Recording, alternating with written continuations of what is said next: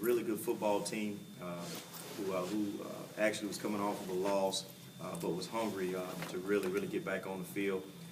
We were also hungry to get back.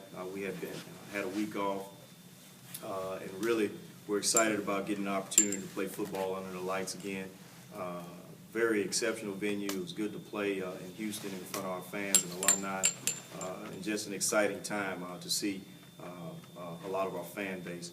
I thought we came out, played a little fast, which was good, showed a little bit of juice, but then I think we kind of spiraled a little bit and made some mistakes. Then I think some of it had to do with the flow of the game. I thought a lot of the timeouts and things that happened in the middle of the football contest kind of hurt us when it came to us playing our up-tempo style that we normally like to play. But all in all, we were fortunate to get the victory. We're excited about scoring 35 points, and then our defense doing a really good job of really holding them to only 7 points, which really turned out in our favor. The good thing about what we were able to accomplish this past weekend is when you look at the stats, 11 different guys touched the football and received the football, which is a good thing. 8 different players ran the football. Then we had 2 different quarterbacks that had opportunity to make plays and made plays for us. Then defensively, there were a number of guys, 25 total players that actually made tackles, got an interception, or did something really good for us on this past weekend. So we're excited about that, and we're looking forward to a short week going over to Ada Bena, Mississippi, and playing Mississippi Valley, who's a bunch that's 2-5 and really coming off of an open week and looking forward to playing them. 2-7 actually. Any questions? What does that do for your offense just to have, like you said, just that many people have a chance to run the ball and also catch the ball as a receiver? Well, I think it's good because we all know as an athlete and as a football player, when you feel like you're contributing to the offense, you're a little bit more excited about doing things that are not as glorified, like blocking or running a guy off or doing the little things that come with playing the football game. So I think anytime you're able to get that many guys involved, it really does help you to get everyone playing at the level that you want them to play. Hey, Coach, obviously as this win streak has continued to build, there's that confidence that comes along with it. I got to think your guys are in that mindset now where they can't wait to get out there and don't think there's any way they're going to lose. Well, I tell you, you can look at just the guys, coming and doing voluntary workouts yesterday. They didn't have to be here, and the whole team was here yesterday. And it's amazing, the type of confidence that winning breeds, and we're just excited, that these guys are actually, doing what they're doing right now. All of them are going to class. All of them are doing the things off the field that we require as well. Which is good, and that's what it takes in order to be successful. The thing about us here, we set the bar extremely high, and we set it high on purpose, knowing that it's kind of tough to get there, but in the process of trying to reach it, you should be pretty good, so we're excited, that the guys have actually bought into what we're doing and what we're preaching, but also, too, the confidence. You can see it on the practice field. You can see it in pregame warm-ups.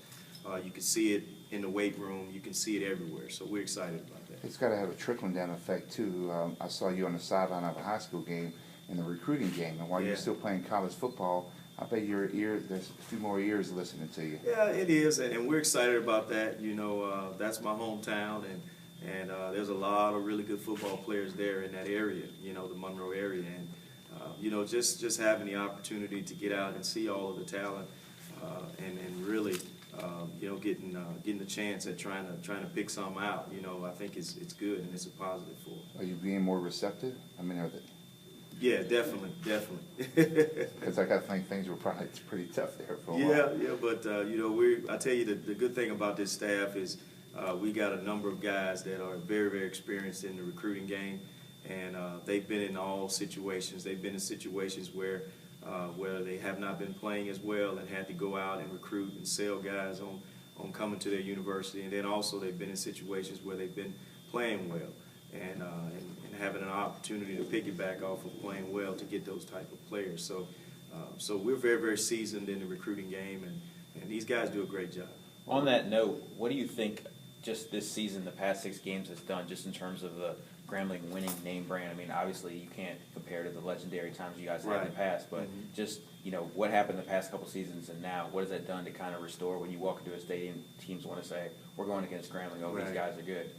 Well, even when things weren't going well, it's still Grambling. Grambling, this university has done a lot, when it comes to athletics.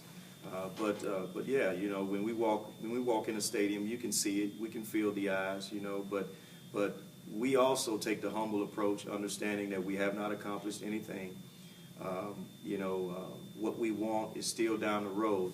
But the good thing is, the later and later that you have a chance to achieve your goal means that you're on the right track. So we're just excited about still having an opportunity and wanting to put our best foot forward and really play the game the way we're capable of playing. And in my opinion, we still haven't played our best game just yet. Hey, Broderick, give us a scouting report for Saturday. I know you've only had probably a day and a half of looking at tape. Well, we're playing on Thursday. Oh, that's right. Yeah, short week. That's right. Yeah, it's a short week, But so I mean, we're still in the process of looking at all of that footage, and we stayed. A lot of us got in Sunday night from the trip, or early Sunday morning from the trip, and we're still looking at film. So that's yet to be determined just yet, But one thing about it, they're going to play hard. When you go down there to Bena, Mississippi, you're going to get their best effort. They're a very, very, very aggressive bunch. They bring a lot of pressure. And then the thing, too, is, they got a really good football coach who was at Jackson State last year, Coach Comedy. So we know what we're going to get. We're going to get a really tough opponent. And one thing about it, schedules don't matter. Winning and losing, the win streak or whatever does not matter. It's all about, this game on this Thursday. How much does just having a short week help you guys momentum-wise? Because, I mean, you just won a game and you turn around a few days later and you have to play. Well, I think it helps us a great deal because we had a week off and we were a little bit rusty in the ball game, even though I think some of that had to do with Texas Southern. But also, too, we're excited and anxious about really getting back on the field because we know we didn't play the way we're capable of playing. Even though there were some good points in the game, we still had 5 turnovers. We didn't have 5 turnovers. We had 3 turnovers, but we look at it as being 5 turnovers because we put the ball on the ground or someone picked it off 5 times. So we want to make sure that we don't ever put the ball on the ground because we don't ever want to leave it in the officials' hands to determine whether it's our football or whether it's theirs. We want to make sure that we're giving the ball back to the official. Broderick, you've been around this game. Has there ever been any discussion as it relates to Grambling moving that Bayou Classic to where you guys can get into that 1AA playoffs? Because you've been there, done that, and you know what it can do for a school on a lot of different fronts. Yeah, but that's something that we've thought about. We really haven't talked too much about it. Really, our focus has just been trying to, jump over one hurdle at a time. But I have heard some of the grumblings about it and the talks about it, but I've never really, given it much thought. I got to think it'd be a great opportunity to get on the national stage and win, quote unquote, a national championship. What about what has your defense done in the second half of games after your offense jumps out to a lead? What have they done to be so effective in the second half of playing with the lead? Well, I think the thing that has really helped us is we've been able to piggyback off each other offensively and defensively. Our offense have done well in starting fast and really putting points on the board early.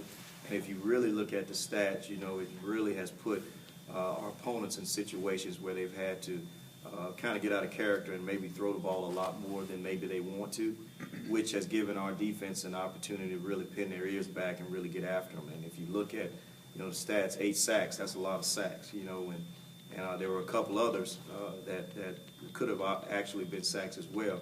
But I think it actually gives your defense a lot more momentum and allows them to really, really be aggressive and pin their ears back. And what has your offensive line done just to keep holding their blocks for Jonathan to maybe make something happen with his feet or just give him more time to make throws when he's on the move? Well, I think they're doing a much better job of understanding technique of where they need to be, footwork-wise, hands, eyes, making sure they're doing the little things right, because the little things is what helps you do the big things well. So I think they've done a really good job of really understanding how to be technically sound and really just being in position, because there are some times where Jonathan are going to do some things where they may not know where he is, you know, but the thing is to make sure that you're in position and making sure you're securing your block as good as you possibly can.